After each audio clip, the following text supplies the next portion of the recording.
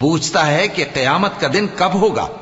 سو جب آنکھیں چندھیا جائیں اور چاند گہنا جائے اور سورج اور چاند جمع کر دیے جائیں، اس دن انسان کہے گا کہ کہاں ہے بھاگنے کی جگہ؟ کہیں نہیں، کوئی جائے پناہ نہیں۔